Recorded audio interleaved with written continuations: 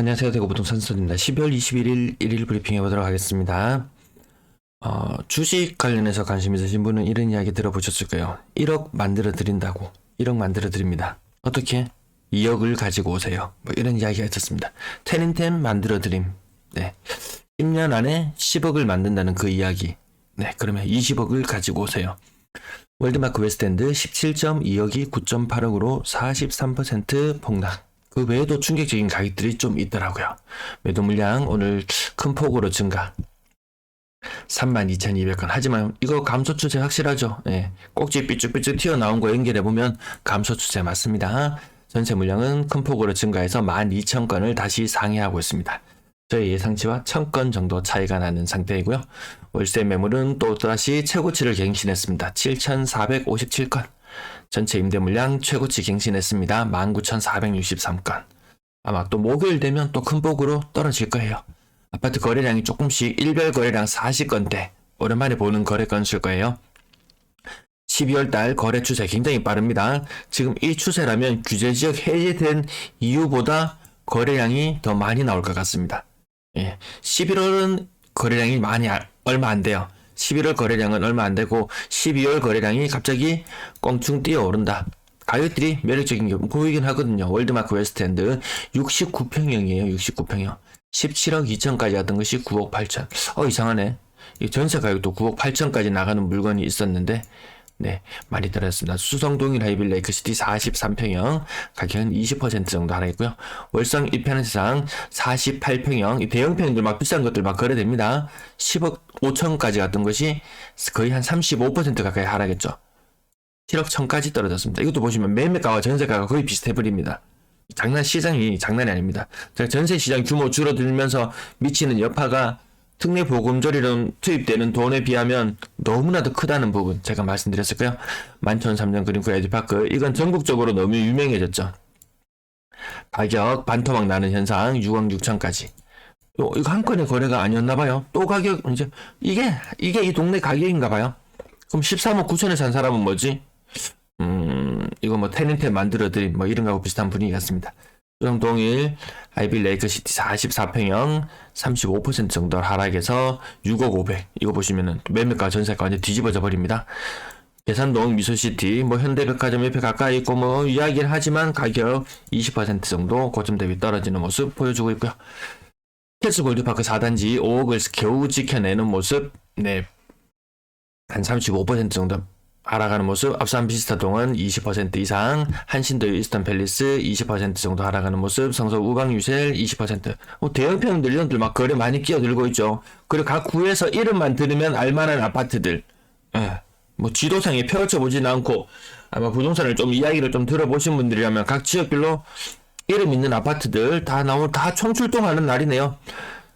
대신 센트럴자이 30% 이상 하락해서 4억 2,800. 가격 4억 초에 머무릅니다. 지금 계룡 리슈빌 3억 7,500. 얘는 3억 밑으로 떨어지기 시작했고요. 고점 대비 거의 40% 가까이 떨어지는 거래들이 나오고 있는 것 같습니다. 수목원 서안이담 74제곱미터 3억 6천. 교대역 동서프라임 76제곱미터 3억 5,600. 노변 청구 30평형 거의 40% 정도 하락하는 모습.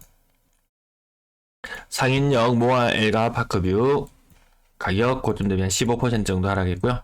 연경 76제곱미터 오늘 76제곱미터 요때 가격대가 또 중간하게 또 마음에 드나 봅니다. 이안 동대구 요즘 가격 근래 대비 조금 잘 받은 느낌. 3억 4,800. 국평의 가격도 그닥이 높게 평가받지 못했는 것 같은데요. 아무튼 24평형 가격 괜찮게 받은 것 같습니다. 호롱하늘채 가격 고점 대비 25% 정도. 거의 30% 가까이 떨어졌네요. 노원 한신도요 30평형 가격 30% 가까이 떨어져서 3억 3천. 3억대로 굉장히 많이 몰려들더라. 특히나 성당 내면 이 가격 차이는 조금 의미있게 보셔야 되는 것 같습니다. 조금 의미있게 봐야 되는 게 왜 그러냐 하면은 제가 방향은 잘 모르겠어요. 지금 남향인지 서향인지 동향인지 잘 확인을 못 하겠는데 요 중간쯤에 그게 일어나잖아요. 대구시청 이전 나가리 현상 뉴스 발표되지 않았나요? 아무튼 그러면서 이 평수가 하나는 1층이고 하나는 11층인데 11층이 가격이 더 싸게 거래되는 현상. 조금 더 의미 있게 받아져집니다. 얘도 거의 40% 가까이. 오를 때 굉장히 많이 올랐었거든요. 근데 불과 몇 년 전까지 제가 3억 중후반대의 가격으로 기억했거든요. 그리고 가격이 정말 많이 오르는구나, 막 5억대 올라가고 호가는 6억대가 나오고 이런 걸 보면서 많이 오르는구나 그렇게 느꼈었는데 웬걸 한창 때 호가 대비 반토막으로 내려와 있는 상태입니다. 동대구 우방 IUCL 59제곱미터.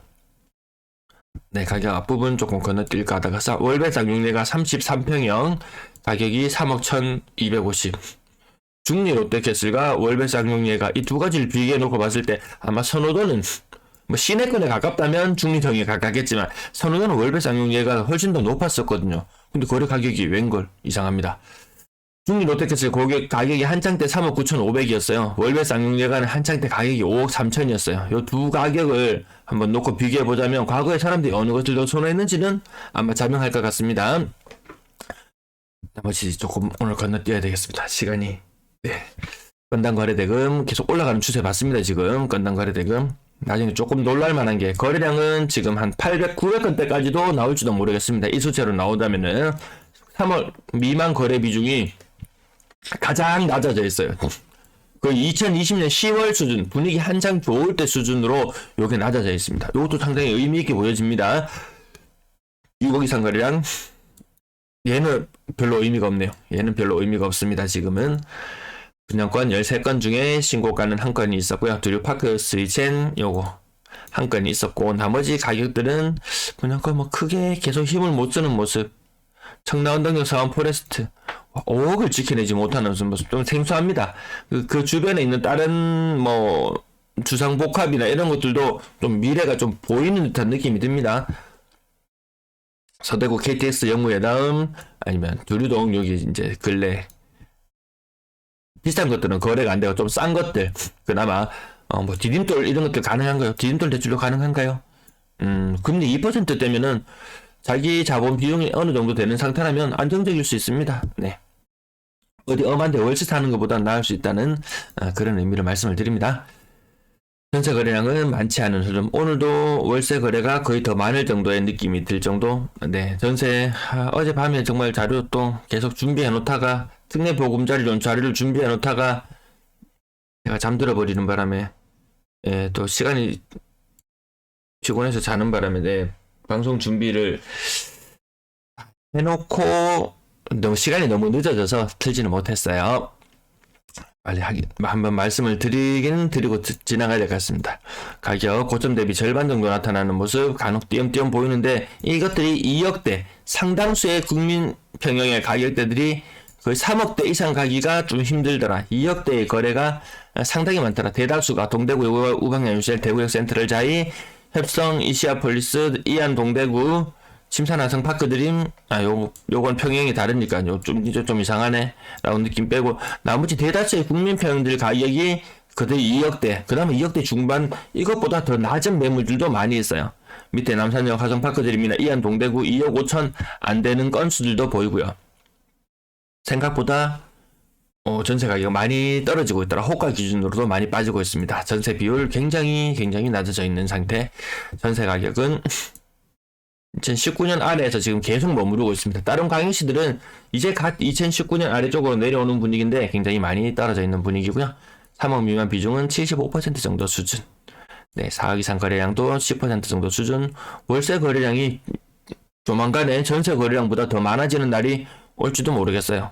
그러면 돈을 많이 가지고 여유 있던 사람들은 버텨내지만 갭 투자를 했거나 상당수의 지분이 은행 지분인 사람들은 전세가 빨리 안 빠지면 휘청일 수 있잖아요. 그나마 아파트는 조금 사강이 낮지만 상가나 이런 것들은 대출을 많이 내고 샀는 경우에는 조금 지장이 생기는 사람들도 있더라고요.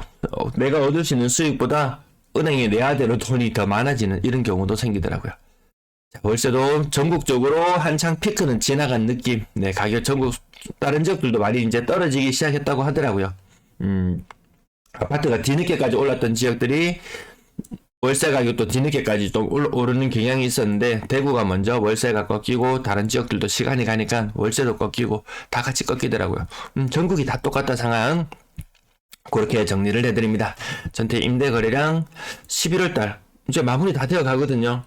그렇게 거래가 많이 살아난 느낌은 들지 않죠. 여기 계속 박스 안에 갇혀 있는 듯한 느낌. 이 중에서 상당수의 이 임대 거래량의 지분은 월세가 가져가면서 전세가 차지하는 부분은 좀 줄어들었다. 이렇게 마무리하겠습니다. 네, 시청 감사합니다.